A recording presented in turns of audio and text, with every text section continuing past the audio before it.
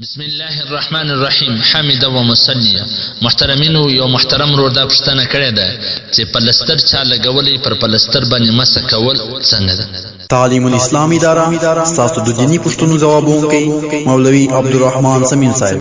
فتاوی حقانیه جلد نمبر 2 صفحه نمبر 619 هغه دا لیکلي دي چې د پلستر استعمال د ماتسو اډو د جوړېدو لپاره کیږي او د ډاکټر د اجازت بغیر د دې خلاصېدل عموما نقصان ده وي او کچېرې نقصان نه وي هم نه، لیکن بار بار د دې د خلاصېدو د تړلو سره په مالی اعتبار سره هم نقصان راځي.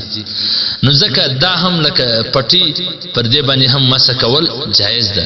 د دې لاندې هغه کم ځایونه چې دي هغه پرېول ضروري نه دي. په حواله ده رد محتار جلد نمبر اول صفحه نمبر 280 دا غرنګه